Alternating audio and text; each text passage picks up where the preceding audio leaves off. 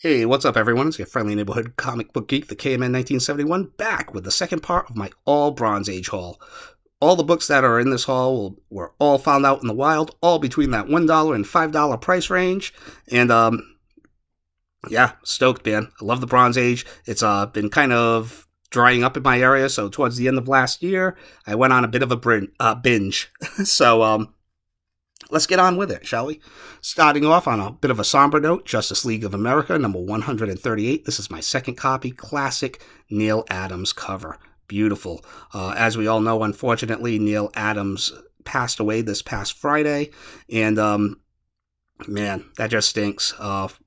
What a powerhouse in the industry, whether it be his work with Roy Thomas on the Kree-Skrull War at Marvel, or his groundbreaking, game-changing work with Denny O'Neil on Green Lantern, Green Arrow, and his Batman run. Rest in power, Neil. Gone, but never forgotten. That's for darn sure. So, Justice League of America, number 138. Justice League of America number 173, which was actually one of the very first issues of Justice League ever purchased for me during my youngin' days. So, love that stuff. Love coming across that stuff out in the wild for cheap. So, here we have All Out War number 1. Aside from G.I. Joe comics, I stay away from, like, war comics in general, especially nowadays, obviously. But there's just something about the Viking Commando drawn by Joe Kubert that drew me in. Plus, it's a number 1 Bronze Age issue. Why the heck not? I remember I used to see this in the old house ads in DC Comics back in the day. Fantastic Four, number 181. Just a killer cover right there. Get into some Marvel Cosmic. Captain Marvel, number 35. My favorite cosmic hero. One of my favorite Marvel characters in general. And I think I'm probably maybe 14 issues away from completing this series now, which is nice. The Man Called Nova, number 15. This is another series that I've been trying to pick up on the cheap as of lately before. I think it's inevitable that he will show up in the MCU. So here's number 20 and number 21. And just another example of another series that I used to pick up in the dollar bins back in the day. Alright, make some room. As I've stated numerous times before, and probably will every time I have an All Bronze Age haul, can't be an All Bronze Age haul without some Conan the Barbarian. So, as longtime viewers of my channel know, still working on this run. So here we have number 80, number 81, number 82, 83, and number 84, which actually contains the first appearance of Zula, who was one of the few reoccurring supporting characters for the original Conan the Barbarian title back in the day. Love me some old school Marvel team-up, especially an issue like this that has interior artwork from John Byrne. I would love to track down all the John Byrne issues, as well as a bunch of Marvel team-up issues in general. Just love the series. So, number 54, which features John Byrne art, and number 111, which was actually just a comic that I picked up off the spinner rack when I was a wee lad. Anytime I run into any spinner rack era issues on the cheap, I always pick them up. And here we have Marvel Team-Up Annual number 5, which I think I just, well, actually, I know I need Marvel Team-Up Annual number 2, and I will have all the annuals complete from this series. Sticking with the team-ups, Brave and Bold number 157, Batman and Commandy. I will buy that team-up all day, every day. Batman and the Man-Bat in Brave and Bold number 165. Brave and Bold number 166, featuring Batman and Black Canary, but it also features the first appearance of Nemesis. Brave and Bold number 179, Batman in the 1970s era Legion of Superheroes. Yes, please. All right, make a little bit more room. Another really cool thing about the Bronze Age is all the licensed properties and movie adaptations that Marvel had going on.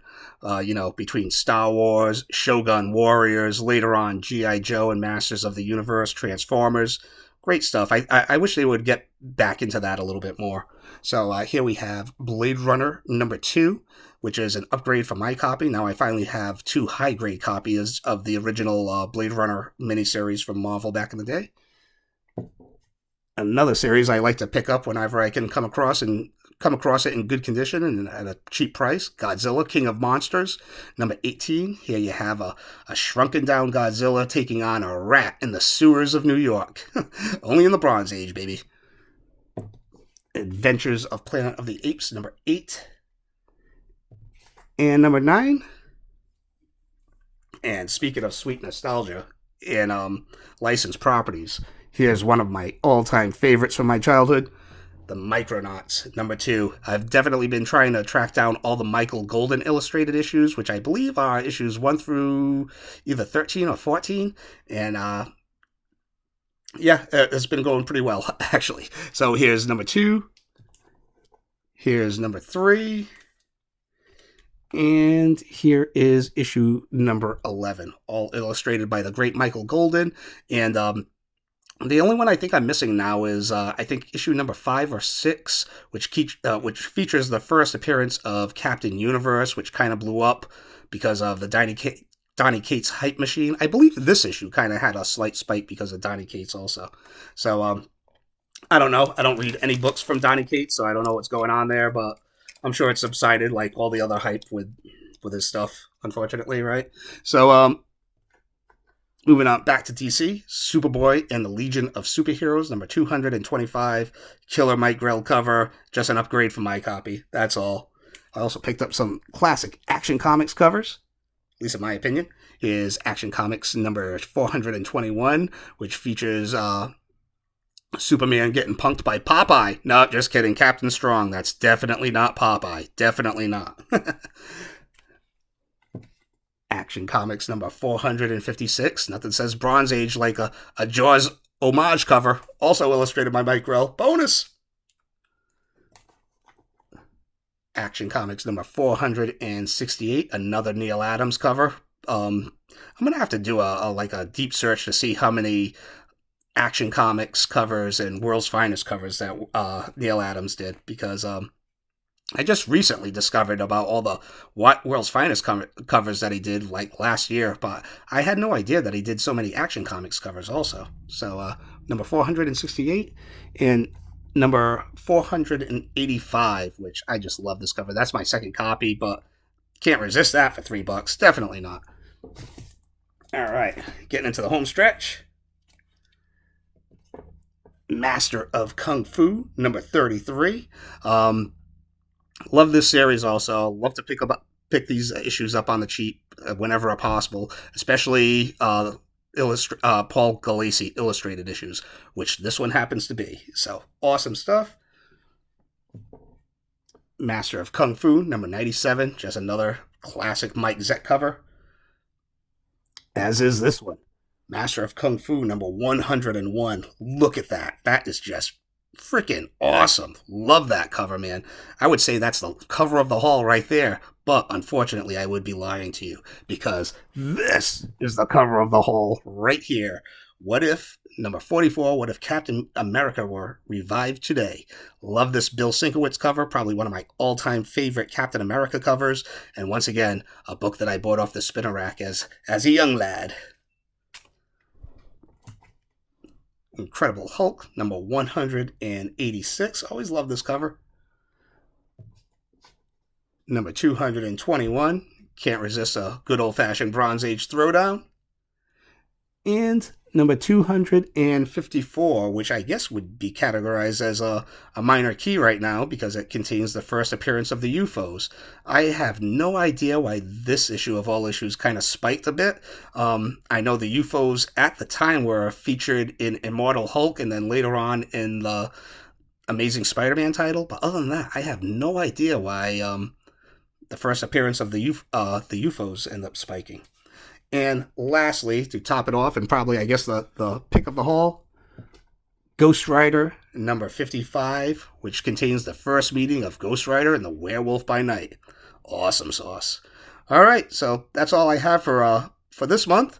And next video will actually be a top 10 first appearance tag video from the awesome Read Comics. And yeah, I have some serious digging and thinking to do. So until next time, keep on doing what you do. All right, take care. See you later. Bye.